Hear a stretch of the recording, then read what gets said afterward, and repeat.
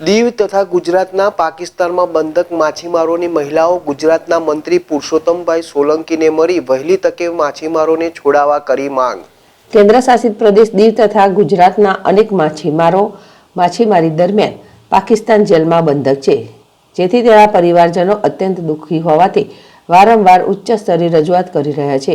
આજે પણ તેઓ ફિશરમેન કન્વીનર સગનભાઈ બામણિયાની આગેવાનીમાં ગુજરાત રાજ્ય ફિશરીઝ મિનિસ્ટર પરસોત્તમ સોલંકીને મળીને તેમની આપવીતી સંભળાવી હતી। તેઓએ જણાવ્યું હતું કે છેલ્લા 4-5 વર્ષથી માછીમારો પાકિસ્તાન જેલમાં બંધ છે। અમુક માછીમારોની સજા પણ પૂર્ણ થઈ ગઈ છે, છતાં તેઓને ત્યાંથી નથી છોડવામાં આવ્યા અને પાકિસ્તાન જેલમાં બંધક માછીમારોનો સંપર્ક પણ બંધ થઈ ગયો છે અને હાલ ચાલ અંગે કોઈ પણ જાતના સમાચાર નહીં મળતા પરિવારજનોમાં ચિંતા વ્યાપી છે તથા દુઃખી છે। પાકિસ્તાનમાં બંધક ઘણા માછીમારોના બાળકો જન્મી અને 2-3 વર્ષના થયા છતાં બાળકે તેમના પિતાનું મોઢું નથી જોયું, તો અમુક માછીમાર પિતા તથા પરિવારમાં કોઈ મૃત્યુ પામ્યાના અંતિમ દર્શન પણ નથી અને તેઓના કોઈ પત્ર કે ફોન નથી। આ સમગ્ર પરિસ્થિતિ જણાવ્યા બાદ માછીમારોને પાકિસ્તાન જેલમાંથી જલ્દી છોડાવવામાં આવે તેવી આજીજી કરી હતી। ફિશરીઝ મિનિસ્ટર પરસોત્તમ સોલંકીએ આ તમામ પરિસ્થિતિ સાંભળી ભાવુક બન્યા હતા અને તાત્કાલિક તેમણે ટેલિફોનિક ચર્ચા કરી માછીમારોને છોડાવવા કાર્યવાહી હાથ ધરી હતી।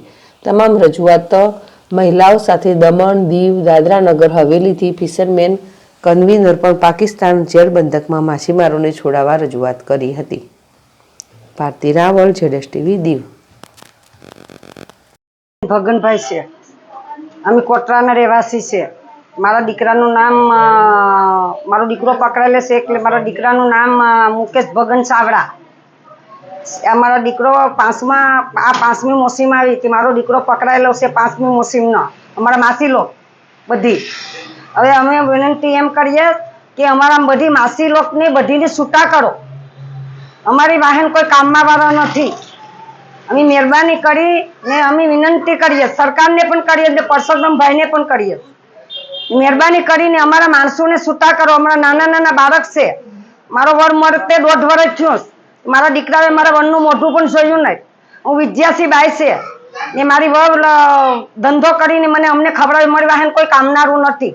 એમ અમે સરકારને વિનંતી કરીએ ને મારું કહેવાનું એમ છે કે અમારા લોકો માછી મારવા વાળા ગયા હતા તે મચ્છી મારવા ગયા હતા, કઈ ખૂન દાવો કરવા ગયા હતા નહીં કે કઈ શરત ભરીને ગયા હતા નહીં। ભગવાનનો દરિયો છે, ભગવાન આગળ અમે દરિયામાં મચ્છી મારીને આવતા હતા તો એની સજા પૂરી થઈ ગઈ। કોઈને નળિયું છે, કોઈ પૈગેથી લૂલા છે, કોઈને તાવ આવે, એને અમને ખાવાનું મળતું નથી, એને અમને કોઈ દવા દારૂ મળતી નથી। એટલી હું વિનંતી કરું। આજે તમે પરસોત્તમભાઈની મુલાકાત કરવા આવ્યા હતા, શું પ્રશ્ન કર્યો હતો? શું અમે એમ કીધું અમારા માસી લોકનું કે અમારા માસી લોકને પરસોત્તમભાઈને એમ બાપાને વાત કરી કે અમારા માસી લોકને છૂટા કરો, અમારા બધી માસી લોકને છૂટા કરો। અમે એની અરે એટલી વિનંતી કરી, એટલું અમે કહેવા માંગીએ તમને। સરકાર તરફથી કોઈ સહાય તમને? સરકારને પણ કીધું કે સહાય મળેલી? નહીં, અમને સહાય મળતી નહીં, અમને કઈ મળતું નથી। મારી અમને 2 દીકરા નાના છે, એ નોકરી કરવા જાય તો હું રોટલા પાણી કરું, મારી દવા પાછી રાજકોટની ચાલુ છે। હું એટલે તમારે વિનંતી કરું।